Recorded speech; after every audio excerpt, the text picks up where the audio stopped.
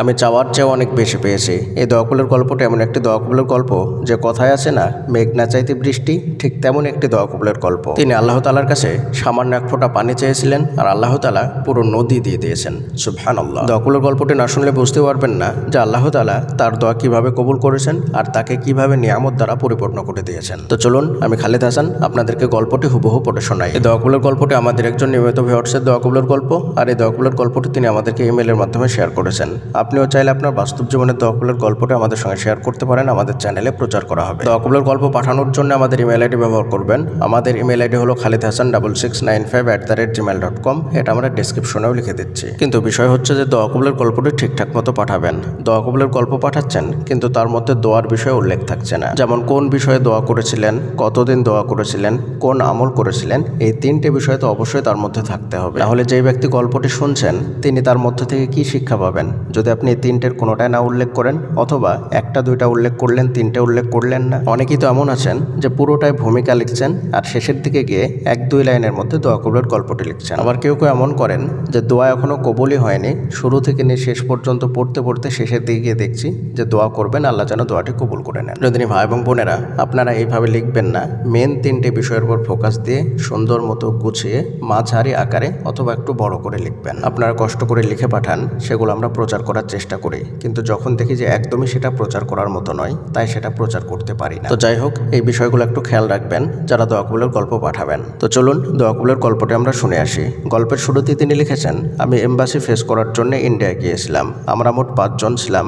প্রায় 3 মাস অনেক কষ্ট করে সেখানে ছিলাম, কিন্তু এত অপেক্ষা আর চেষ্টা করার পরেও কোনো ফল হচ্ছিল না। অবশেষে 3 মাস পর আমি বাদে বাকি 4 জনের ভিসা হয়ে গেল, কিন্তু আমারটা হলো না। সেদিনটাতে আমি বিছানায় শুয়ে অনেক কান্না করেছিলাম, আল্লাহর কাছে মনের সব কথা খুলে বলেছিলাম। ঠিক তখনই আমার অন্তরে এক অদ্ভুত অনুভূতি হলো। মনে হলো যেন কেউ বলছে, বান্দা কান্না করিস না, আমি তো আছি। সবাই ছেড়ে গেলেও আমি তোকে ভালোবাসি, আমি তো আছি। রাত যখন প্রায় 3টার বেশি, মনে হচ্ছিল আল্লাহ যেন আমার খুব কাছে আছেন।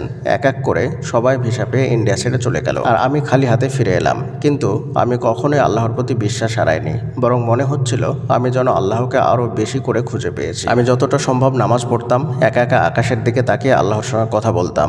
মায়ের কাছে যেমন আবদার করা হয়, ঠিক তেমন করেই আল্লাহর কাছে চাইতাম। ভিক্ষুকের মতো হাত তুলে দোয়া করতাম, আল্লাহ কত মহান। ঠিক 1 মাস পর অপ্রত্যাশিতভাবে আমার ইউরোপের ভিসা চলে এলো। এত অল্প সময় আমার ভিসা হবে এটা কেউই বিশ্বাস করতে পারেনি। আলহামদুলিল্লাহ, আজ আমি ইউরোপে আছি প্রায় 2 মাস। আমি শুধু একটি ভিসা চেয়েছিলাম, কিন্তু আল্লাহ আমাকে শুধু ভিসাই দেননি, দিয়েছেন রিজিক, দিয়েছেন এমন এক নিয়ামত যার যোগ্য আমি ছিলাম না। আমি চাওয়ার চেয়েও অনেক বেশি পেয়েছি, আলহামদুলিল্লাহ। সবাই আমার জন্য দোয়া করবেন। প্রিয়দিনী ভাই এবং বোনেরা, এই দোয়াকুলের গল্পটির মধ্যে থেকে আমরা কয়েকটি বড় বড় শিক্ষা পাই। তার মধ্যে 1 নাম্বার শিক্ষা হলো, আপনি দোয়া করছেন, অনেক বেশি দোয়া করছেন, কিন্তু দেখতে পাচ্ছেন যে আশেপাশের সবার দোয়া কবুল হয়ে যাচ্ছে, সবাই আপনার চাইতে এগিয়ে যাচ্ছে, কিন্তু আপনার কোনো পরিবর্তন হচ্ছে না। আপনি সেই সময় ভেঙে না পড়ে আল্লাহ তাআলার প্রতি ভরসা রেখে দোয়া চালিয়ে যান। দেখবেন আল্লাহ তাআলা আপনাকে এত বেশি দেবেন যে একেবারে আপনি তাদেরকে পার করে চলে যাবেন। আপনি হয়তো চেয়েছিলেন 1 ফোঁটা বৃষ্টি, আল্লাহ তাআলা আপনাকে পুরো নদী দিয়ে দেবেন। সুবহানাল্লাহ। আরও একটা বড় শিক্ষা হচ্ছে যে আপনি একটা পরিকল্পনা করছেন, সেই পরিকল্পনাটা আপনার কাছে সবচাইতে বড় এবং সবচাইতে ভালো মনে হচ্ছে,